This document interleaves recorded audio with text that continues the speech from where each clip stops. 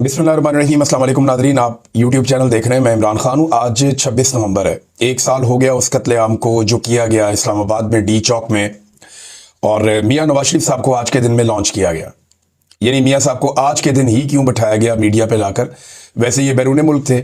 मियां साहब ने लाहौर से पहुंचने के बाद मुलाकातें की हैं उन लोगों से जो इलेक्शन जीते हैं, और अब PMLN के पास एक सादा अक्सरियत भी है। मैंने आपको बताया था ना थोड़े दिन पहले कि मियां नवाज शरीफ साहब के अंदर ये ख्वाहिश बार बार अंगड़ाई रहती है कि उन्हें वज़ीर आज़म पाकिस्तान बनाया जाए, और वो बार बार कहते हैं मुझे बनाओ वज़ीर आज़म। लेकिन इत्तेहादी हुकूमत में नवाज शरीफ वज़ीर आज़म बन नहीं सकते, और वो बनना भी नहीं चाहते। इत्तेहादी भी नवाज शरीफ को पसंद नहीं करते। नवाज शरीफ ज़रा अपना कंफर्ट जोन से निकल जाते हैं अगर उन्हें इत्तेहादियों के साथ मुलाकातें करनी पड़े, तरला मिन्नत करना पड़े, वो उनका मिजाज नहीं है।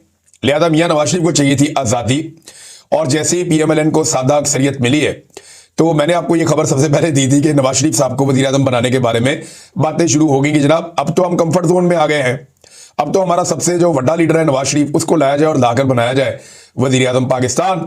तो मियां साहब ने कपड़े भी वही वाले पहन लिए जो वो वज़ीर आज़म होने के दौरान पहनते थे। ये मियां साहब ने मुलाकात की जीतने वाले उम्मीदवारों से, और मियां नवाज शरीफ साहब ने बड़े लंबे अरसे के बाद मुंह खोला, और अगर कोई उम्मीद मियां साहब से बाकी थी ना जमहूरियत की, इंसानियत की, वो भी खत्म हो गई।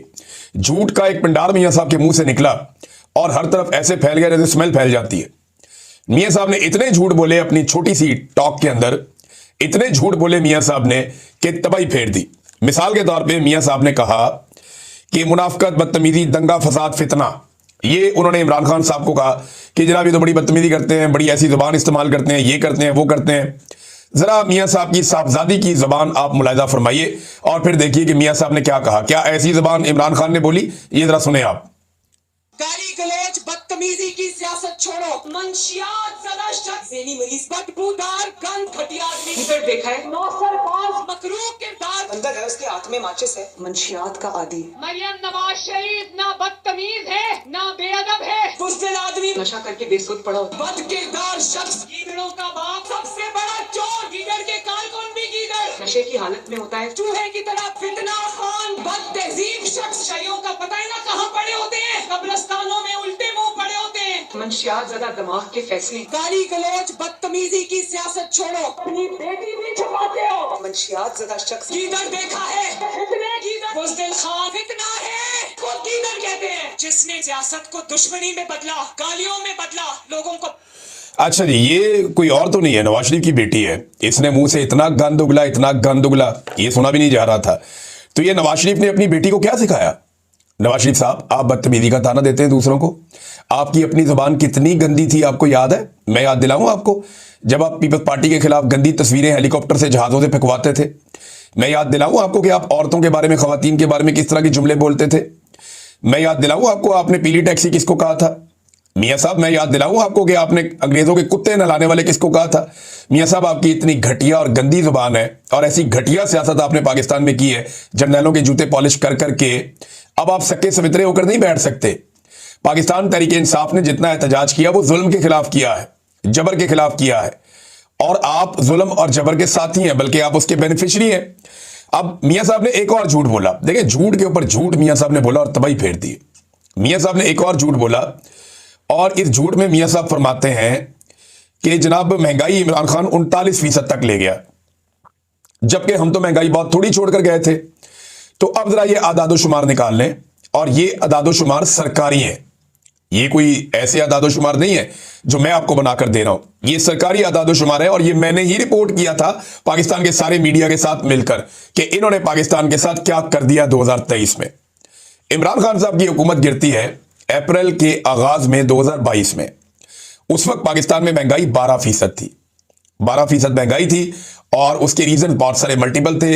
इमरान खान को 3 साल की हुकूमत मिली पाकिस्तान में, जिनमें से 1.5 साल से ज्यादा कोरोना वायरस रहा, लेकिन इसके बावजूद वो माशी तरक्की को 6% तक एवरेज ले गया। 2 साल लगातार माशी तरक्की 6% तक पाकिस्तान की चलती रही। ये इमरान खान का बहुत बड़ा कारनामा था। पाकिस्तान में खुशहाली आ रही थी, पाकिस्तान का किसान बड़े लंबे अरसे के बाद खुश था, पाकिस्तान के ताजिर खुश थे, पाकिस्तान की जितने भी इंडस्ट्री वाले लोग हैं, जितने भी लोग फैक्ट्रियां लगाते हैं, खास तौर पे जो आपकी इंडस्ट्री है टेक्सटाइल की, वो बहुत खुश थे। वहां पे तो अब कारकुन नहीं मिल रहे थे काम करने के लिए, इतना ज्यादा काम पाकिस्तान को मिल रहा था। एक्सपोर्ट्स पाकिस्तान की रिकॉर्ड बढ़ रही थी, आईटी सेक्टर में पाकिस्तान ऊपर जा रहा था, बेशुमार और चीजें, रोजगार लोगों को मिल रहा था। ये सारी चीजें इमरान खान के दौर में हो रही थी। फिर अप्रैल के आगाज में आपने जनरल बाजवा और जनरल नदीम अंजुम और ये सारी फौज के साथ मिलकर आपने इमरान खान साहब का तख्ता उलट दिया, और फिर 2 नंबरी करके इमरान खान साहब के बंदे तोड़कर हॉर्स ट्रेडिंग करके आप अपनी हुकूमत बनाने में कामयाब हो गए। तो मियां साहब, जब आपने अपनी हुकूमत बनाई तो उस वक्त इमरान खान साहब जो महंगाई छोड़कर गए थे वो 12% थी। डॉलर की कीमत लगभग 180 रुपए फी डॉलर था, और जो अब पहुंच गया तकरीबन 350 रुपए, या इससे भी शायद ऊपर चला जाता है, बादों का 300 से भी क्रॉस कर गया था। पेट्रोल वो 150 रुपए का छोड़ के गया था, आज 350 रुपए है। तो इमरान खान के बाद तो आपने तबाही फेरी है। बिजली की कीमत कई गुना बढ़ा दी, गैस की कीमत तो बढ़ाते बढ़ाते तबाही फेर दिया आपने। हर चीज की कीमत पाकिस्तान में आपने कई गुना बढ़ाई है। 16 रुपए वाला यूनिट पाकिस्तान में 50 रुपए का मिलता रहा, ये आप लोगों ने किया है। और जो गैस की कीमत है वो कई 100% आप लोगों ने बढ़ा दी है, और अभी फिर बढ़ाई है दोबारा से गैस की कीमत। तो मियां साहब, ये जो आपका दावा है कि 39% पर महंगाई इमरान खान लेकर गया, तो ये जरा आप डाटा देखिए। 39% पे जो महंगाई गई है, ये गई है मई 2023 में। उस वक्त हुकूमत किसकी थी? 9 मई हुआ था, याद है आपको? मई का महीना कितना बुरा था पाकिस्तान के लिए, जब महंगाई जो है, ये अप्रैल मई जून, ये वो वाले महीने हैं जब महंगाई पाकिस्तान में बढ़ते बढ़ते 39% तक पहुंच गई थी। और इस वक्त पाकिस्तान का वजीर आजम कौन था? शहबाज शरीफ। इस वक्त पाकिस्तान के अंदर वजीर खजाना कौन था जिसके जरिए से निजाम चलाया जा रहा था? इसाक डार। और इस वक्त पाकिस्तान के निजाम को कंट्रोल कौन कर रहा था?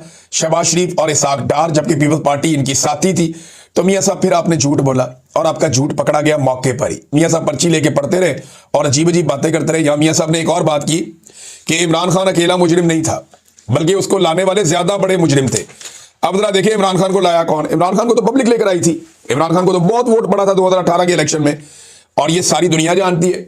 ये जरूर है कि इमरान खान साहब ने एस्टेब्लिशमेंट के साथ अच्छे ताल्लुकात बनाए, उनसे कुछ फायदा उठाया और अपनी हुकूमत बनाने में उनसे मदद ली, लेकिन हुकूमत तो बन इमरान खान की रही थी, आपकी तो बन ही नहीं रही थी। मियां साहब, आपका तो बयान ही नहीं बिक रहा था। सारे के सारे जितने भी सर्वे थे वो ये कह रहे थे कि इमरान खान ये इलेक्शन जीत जाएगा। ये सबको पता था कि इमरान खान ने इलेक्शन जीतना है, और वो इलेक्शन जीत गया। धांधली तो हुई 2024 के इलेक्शन में, जो पाकिस्तान की तारीख की खौफनाक तरीन धांधली है। लेकिन मियां साहब अब डाल रहे हैं जजों पे, जर्नैलों पे कि जनाब ये इमरान खान को लेकर आए थे, वो बड़े मुजरिम थे। ये नवाज शरीफ कह रहा है। अब जरा मैं बताता हूं, सन 1982 में मियां साहब आप लाहौर की गलियों में फिरते थे, और आपको गवर्नर हाउस बुलाकर सूबाई वजारतें किसने दी थी? मुजरिम तो वो भी है, उस मुजरिम को कौन पकड़ेगा? फिर 1985 में गैर जमाती सिलेक्शन से नवाज शरीफ को वजीर आला पंजाब किसने बनाया? मियां साहब, उनको भी पकड़ना चाहिए। गवर्नर हाउस आपको जर्नैलों ने बुलाया था ना मियां साहब, जर्नैलों ने बुला के, जनरल जिलानी ने, उसकी गोद में आप बैठ गए, आपके वालिद साहब ने आपको उन्हें दे दिया कि जनाब ये बच्चा आप गोद ले लें। आपको गोद ले लिया जर्नैलों ने और आपको मुख्तलिफ वजारतें दे दी। उसके बाद मियां साहब उन्होंने आपको जनाब गैर जमाती इलेक्शन करवा के वजीर आला पंजाब बना दिया। और उसके बाद ISI ने 88 में ये बाकायदा आपका इस्लामी जमहूरी इत्तेहाद बनवाया, और ये चीजें अदालतों में साबित हो चुकी हैं। फिर मियां नवाज शरीफ साहब को जनाब वजीर आला बनवा दिया गया एक मरतबा। फिर इन मुजरिमों का क्या करना है? 90 में नवाज शरीफ को वजीर आजम सेलेक्ट करवाया गया, उन मुजरिमों का क्या करना है? 97 में आपको मिलिट्री एस्टेब्लिशमेंट ने 2/3 अक्सरियत दिलवा दी। फिर आपको NRO देकर परवेज मुशर्रफ ने जद्दा में सरूर पैलेस में भिजवा दिया। मियां साहब, उन मुजरिमों का क्या करना है? फिर दोबारा NRO लेकर आप और पीपल्स पार्टी पाकिस्तान में वापस आ गए, उन मुजरिमों का क्या करना है? और फिर इमरान खान की हुकूमत को जिस तरह गिराया गया, इसकी गवाही फजलुर रहमान देते हैं, इसकी गवाही ANP के लोग बोल चुके, इसकी गवाही हर वो आदमी बोल चुका है जो इस गंदे खेल का हिस्सा था। सब लोग अब बताते रहते हैं कि जनाब फलाने ये किया, बल्कि अब तो मिफ्ता इस्माइल भी बोलते हैं, मोहम्मद जुबैर बोलते हैं जो इसका हिस्सा थे, बल्कि शाहिद खाकान अब्बासी भी बात करते हैं जो साबिक वजीर आजम है, कि कैसे मिलिट्री एस्टेब्लिशमेंट ने एक खेल खेला और वो खेल खेलकर इमरान खान साहब का हुकूमत गिराया गया। और इसके अंदर सबसे घटिया और गंदा रोल आपके खानदान ने और जरदारी खानदान ने मिलकर प्ले किया। तो मियां साहब, इन सारों का क्या करना है? ये जो हुकूमत जनरल बाजवा ने गिराई थी नदीम अंजुम के साथ मिलकर, इन दोनों का क्या करना है? मियां साहब, आप यानी मुल्क के ऊपर 40 साल तक पीपल्स पार्टी और आपने हुक्मरानी की है, और आज भी आप लोगों की हुक्मरानी है, आप लोगों का कोई कसूर नहीं है। बाकी पाकिस्तान के लगभग 40 साल पाकिस्तान के डिक्टेटर खा गए, उनका भी कोई कसूर नहीं है। कसूर किसका है? उस इमरान खान का जो 3 साल के लिए आया, जिसमें 1.5 साल तक एक बदतरीन कोरोना वायरस रहा, और 2 साल उसने पाकिस्तान की मईशत को तारीख के अंदर बेहतरीन सतह के ऊपर रखा। तो मियां साहब, ये तो इमरान खान के तो लोगों को पैर धो के पीने चाहिए। जिस तरह का हुक्मरानी आपने किया पाकिस्तान में, जैसी तबाही आपने फेरी पाकिस्तान में, जो पाकिस्तान में करप्शन और लूटमार का आप लोगों ने बाजार गर्म किया मियां साहब, इस तरह तो इमरान खान आप लोगों के सामने बहुत बड़ा फरिश्ता है। अब नाज़रीन यहां पे एक और चीज देखें कि 26 नवंबर के पेश नजर मियां नवाज शरीफ को लॉन्च किया गया ताकि जो है ना वो तवज्जो हटाई जा सके। रोजाना एक नया कट्टा खोल देते हैं जब तक कि आसिम मुनीर साहब का मसला हल नहीं हो जाता, और इस दफा इतना बड़ा कट्टा खोल दिया है कि हर तरफ झूठ और वबा फैल गई। मियां साहब कम से कम आप अपने हलके के फॉर्म 45 देख लें निकाल के, एक दफा देख लें इस कौम के कहने पे। जिस हलके में आपको इलेक्शन जितवाया गया यास्मीन राशिद साहिबा के मुकाबले में, सिर्फ उस हलके के फॉर्म 45 एक मरतबा मियां साहब उठाकर देख लें। कोई भी गैरतमंद सियासतदान होगा ना तो शर्म से मर जाएगा या खुदकुशी कर लेगा शर्म से कि यार ये मैंने क्या किया, ये मैंने कौन सा घूम खा लिया जो मियां साहब आपने खा लिया। और ये जो आपको जिताए हुए लोग लाकर दिए, यहां तो इमरान खान ने बाइकआउट किया हुआ था एक आधी सीट को छोड़कर, और उस सीट पे जैसे आप इलेक्शन जीते हैं वो भी सारी दुनिया जानती है। अब नाज़रीन मियां साहब को जरा क्योंकि बहुत शौक चढ़ा मईशत का, तो हम चंद चीजें उनके सामने रखते हैं। ये 4-5 अखबारी खबरें हैं, ये द ट्रिब्यून ने लिखी हैं, अरब न्यूज ने लिखी हैं, अल जजीरा ने लिखी हैं। अभी गैस की कीमतों में बहुत ज्यादा इजाफा किया गया, लेकिन देखें पाकिस्तान में जो इन्वेस्टमेंट आती है ना, बैरूनी इन्वेस्टमेंट या अंदरूनी इन्वेस्टमेंट, वो 50 साल की कम तरीन सतह पे है। ये मियां साहब आपके भाई ने और आपकी बेटी ने रल के ये गंद मारा है आपके मालिकों के साथ मिलकर। फिर national unemployment rate rises to 7.1%। Pakistan में पिछले 21 साल में कभी इतनी बेरोजगारी नहीं थी जितनी बेरोजगारी आपने कर दी मियां साहब। तबाही फेर दी आपने बेरोजगारी के मैदान के अंदर। पाकिस्तान के अंदर बेरोजगारी के आपने नए रिकॉर्ड कायम कर दिए मियां साहब, इमरान खान के दौर से बहुत बुरा। फिर जो आप वर्ल्ड बैंक का जो एक रिकॉर्ड है वो ये कहता है कि पाकिस्तानी 44% से ज्यादा ऐसे पाकिस्तानी हैं जो गुर्बत की लकीर से नीचे चले गए, और ये डाटा सैलाब आने से पहले का है। ये जो इस साल सैलाब आया जिसमें किसी ने किसी को नहीं संभाला, इस सैलाब के बाद तो सूरत हाल और ज्यादा खराब है। फिर साथ ही साथ ये भी बताया जा रहा है कि 6.5% आपके जीडीपी का करप्शन की नजर चला जाता है। 5300 अरब की कहानी तो मियां साहब अभी आई है IMF की रिपोर्ट के अंदर। SIFC जैसा घटिया इदारा आप लोगों ने जूते पॉलिश कर करके बना दिया और उसने पाकिस्तान की मईशत का बेड़ा गर्क करके रख दिया। सिर्फ आप मियां साहब ये देखें कि पाकिस्तान में जुल्म, जबर, फस्तायत, धांधली, ये सारी चीजें करके आपको हासिल क्या हो? आप एक इलेक्शन भी पाकिस्तान की मिलिट्री एस्टेब्लिशमेंट की मदद के बगैर आज नहीं लड़ सकते। नवाज शरीफ ने कहा कि शहबाज शरीफ और मरियम नवाज तो मेरे से भी आगे निकल गए। बिल्कुल मियां साहब निकल गए। जूते पॉलिश करने में वो आपसे बहुत आगे निकल गए, खुशामद में वो आपसे बहुत आगे निकल गए। वाकई एस्टेब्लिशमेंट की गुलामी में आपके भाई और आपकी बेटी का आप कोई मुकाबला नहीं कर सकता। ये वर्ल्ड रिकॉर्ड आपके खानदान के पास था, आज भी आपके खानदान के पास है, और मुझे लगता है कि जूते पॉलिश करने का वर्ल्ड रिकॉर्ड शायद आइंदा भी शरीफ खानदान के पास ही रहेगा। जरदारी खानदान पूरी कोशिश के बावजूद ये नहीं कर पाएगा। नाजरीन, कामरान टिसोरी जो गवर्नर था सिंध का, आपने देखा नाचने वाला गवर्नर, आपने देखा होगा डांस टूस भी कर लेता है। अब जब दिल करता है मेंबर पे बैठ जाता है, जब दिल करता है नाच वाच लेता है। नाचने वाला गवर्नर है, जबरदस्त आदमी, अच्छा एंटरटेनर था।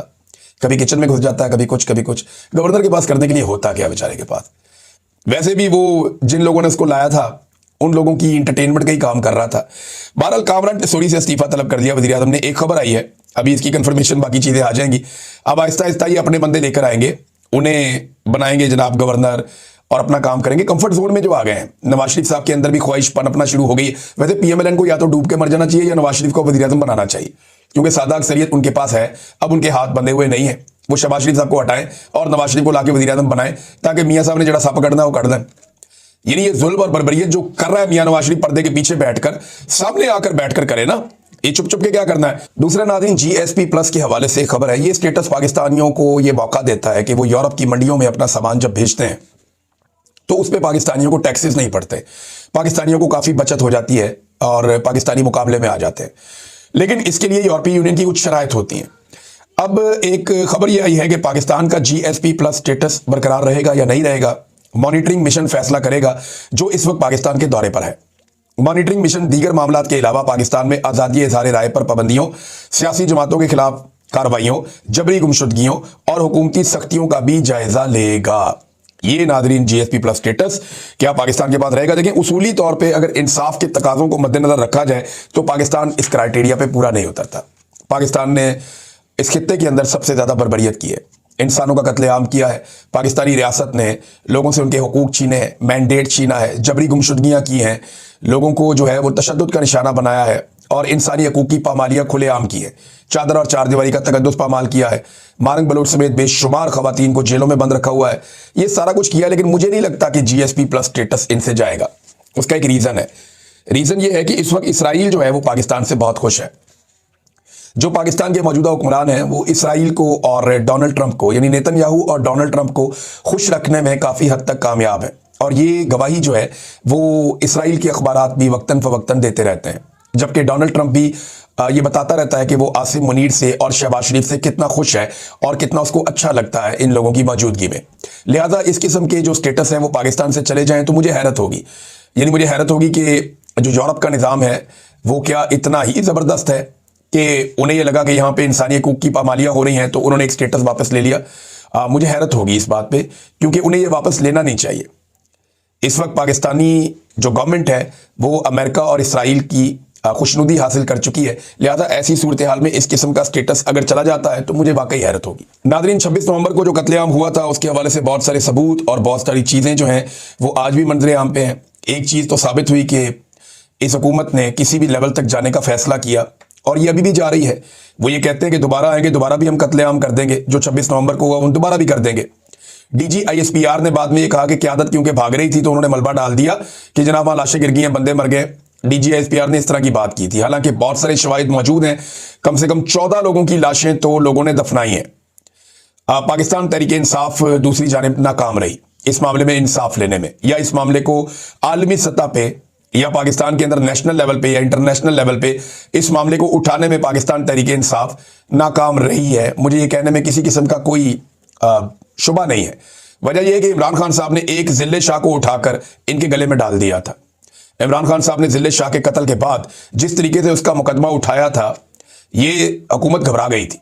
लेकिन इतने सारे कत्लों के बाद इमरान खान साहब की पार्टी इस मामले को हुकूमत के खाते में नहीं डाल सकी और आज भी हुकूमत अपना प्रोपेगेंडा करती है, आज भी हुकूमत अपनी बातें करती है, पाकिस्तान का मीडिया वो चलाता है, जबकि पाकिस्तान तहरीके इंसाफ सवाए सोशल मीडिया के कहीं और इस मामले को रजिस्टर करने या उठाने के काबिल नहीं है। खास तौर पर आप ये देखें ना कि अदालत के अंदर क्या हुआ। पाकिस्तान तहरीके इंसाफ की सारी क़यादत जो है वकला के पास है और आज तक वकील अदालत से एक FIR का ऑर्डर नहीं ले सके। 26 नवंबर का कत्लेआम हुआ, लाशें मौजूद हैं, उनके लवाहिकीन मौजूद हैं, वो बयानात देते रहते हैं, लेकिन इसके बावजूद कोई मुकदमा दर्ज करवाने में पाकिस्तान तहरीके इंसाफ की वो क़यादत जिनमें ज़्यादातर वकील हैं वो अभी भी नाकाम है। नादरीन, अब तक के लिए इतने, अपना ख्याल रखिएगा, अपने चैनल का भी। अल्लाह हाफ़िज़।